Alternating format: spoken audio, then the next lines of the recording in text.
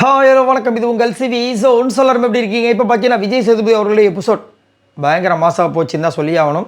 Starting வந்துட்டு கொஞ்சம் அப்படி தான் ஆச்சு. ஆனால் எண்டிங்கில் எஃப்ஜே எவிக்டட் அப்படின்ட்டு அந்த கார்டு காமிச்சதுக்கப்புறம் பார்த்தீங்கன்னா நிறைய சம்பவங்கள் இருந்துச்சு. குறிப்பாக பார்த்தீங்கன்னா விஜய் பார்வதி அந்த நட்பு அங்கே தெரிஞ்சுது. என்னதான் வந்து கனி கூடயே அவர் சுற்றினாலும் ஆதரை கூட சுற்றினாலும் அந்த ஒரு உண்மையான ஒரு அழுகின்னு ஒன்றுக்கு பார்த்தீங்கன்னா அது வினோத் கிட்ட வந்துச்சு, விஜய் பார்வதி கிட்ட வந்துச்சு. ஃபஸ்ட்டு ஹக் பண்ணது வந்துட்டு நம்ம கமருதீன். ஸோ இதுதான் வந்துட்டு மேட்ரு. ஸோ இதை பற்றி பேசலாம். அதுக்கு முன்னாடி பார்க்குற எல்லோரும் நம்மளோட சேனலை சப்ஸ்கிரைப் பண்ணிட்டு பாருங்கள், லைக் பண்ணுங்கள், கமெண்ட் பண்ணுங்கள், ஷேர் பண்ணுங்கள். இப்போ வாங்க அந்த வீடியோக்குள்ளே போகலாம். ஸோ இன்றைக்கி வந்துட்டு பார்த்தீங்கன்னா இந்த எவிக்ஷன் விஷயங்கள் ரெண்டு. ஆக்சுவலாக ஃபஸ்ட்டு வந்து எஃப்ஜே தான் வெளியே போயிருக்காரு.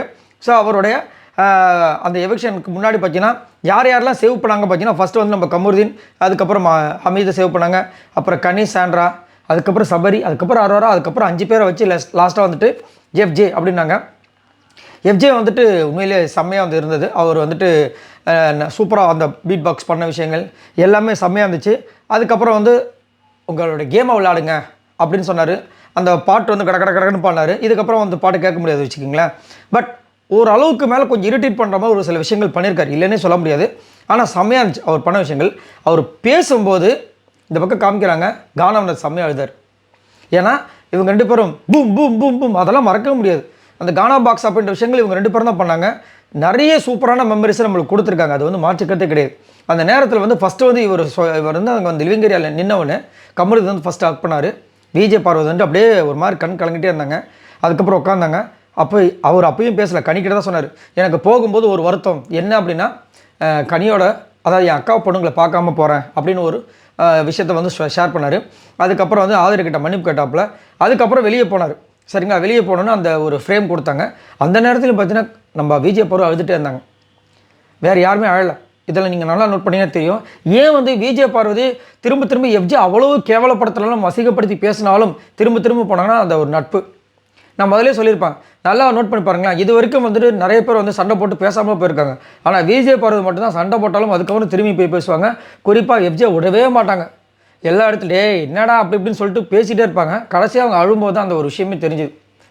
வேறு யாருமே அழலை. சபரி அழலை, கனி அழலை, ஆதரை கூட வந்து கொஞ்சோண்டு லைட்டாக அழுகாமல் இருந்துச்சு.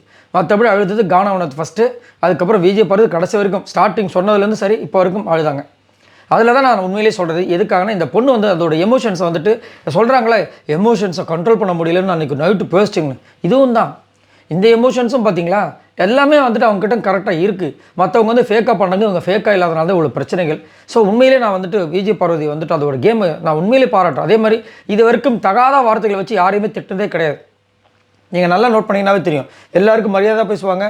அதே மாதிரி பார்த்தீங்கன்னா பின்னாடி பேசுறது மற்றவங்கள மாதிரி அந்த அளவுக்கு பேசவே மாட்டாங்க.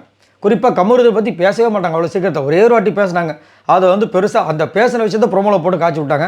பட் எனக்கு உண்மையிலேயே பிடிச்ச விஷயங்கள் பார்த்தீங்கன்னா இன்றைக்கி செம்மை. அதாவது அவங்க அழும்போது எனக்கு ஒரு மாதிரி ஆகிடுச்சு, என்னடா. ஆனால் கடைசி வரைக்கும் அவர் போய் பேசினா அதை பார்க்கவே இல்லை விஜய் பார்வதிக்கிட்ட. ஆனால் அவங்க அழுதாங்க. அதுதான் உண்மையான அந்த ஒரு நட்பு. என்ன தான் சண்டை போட்டோம் டாம் அண்ட் ஜெரி மாதிரி இருந்தாலும் அந்த போகும்போது அவங்க அந்த ஒரு விஷயம் பண்ணாமல் பார்த்தீங்களா, அதுதான் வேறு மாதிரி. அவங்க முதல்ல வந்துட்டு இவங்க நம்ம வாட்டர்மெலன் போகும்போது ரொம்ப அழுதாங்க. இத்தனைக்கும் அவர்லாம் ரொம்ப சப்போர்ட்டிவாக இருந்தவர். இவர் வந்துட்டு ஃபுல்லாக திட்டி தான் ஃப்ரெண்ட்ஷிப்பு. நானும் யோசிப்பேன், என்னடா இவ்வளோ திட்டுறாரு, இவ்வளோ பேச்சு பேசுகிறாரு, காலையில் அவ்வளோ சண்டை நடக்குது, கொஞ்ச நேரத்தில் வந்து சேர்ந்துறாங்க.